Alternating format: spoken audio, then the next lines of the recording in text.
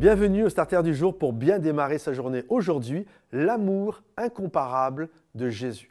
La Bible nous dit, ce passage qui est magnifique, qu'on a peint, qui a été prêché, c'est l'histoire que lorsque Jésus, il est à la veille de la crucifixion et il va se retrouver avec ses disciples et la Bible nous dit qu'il va leur laver les pieds. Je ne sais pas si vous imaginez, Jésus laver les pieds des gens. C'est le roi des rois, c'est le Seigneur de l'univers, c'est le Seigneur du cosmos, c'est l'alpha et l'oméga, c'est le lion de la tribu de Juda. Bref, c'est Dieu.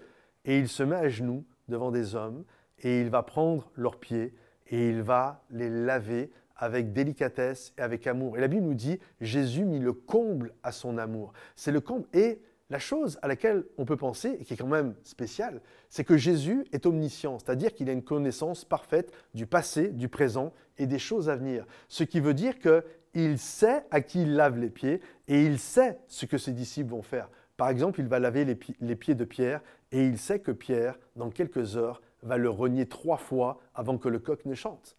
Et il va quand même lui laver les pieds. Mieux encore, il va laver les pieds de Judas, celui qui va le vendre pour 30 pièces d'argent, celui qui va le livrer afin qu'il soit flagellé et qu'il meure sur le bois de la croix.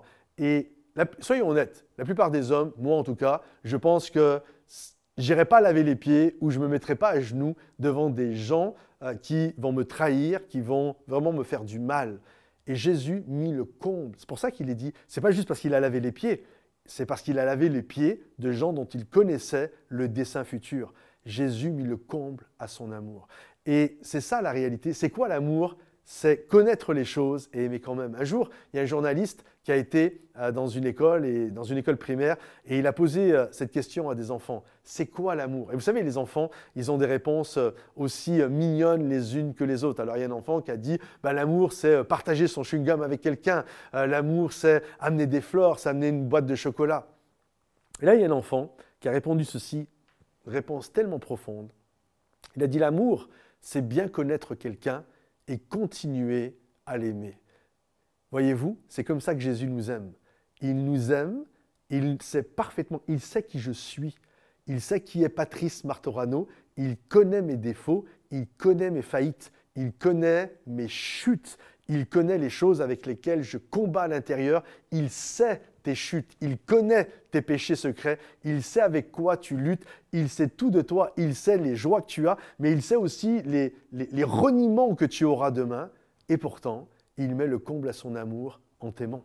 Et je crois qu'on ne doit jamais sous-estimer l'amour incomparable de Jésus.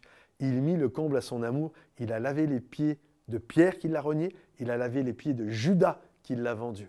Oui, l'amour de Jésus est incomparable et il est pour toi aujourd'hui, il est pour moi, il est pour chacun d'entre nous. Si ce message te parle et te bénit, pense à le liker en cliquant sur le petit pouce et puis pense également à le partager pour ceux qui en ont besoin, également à le commenter.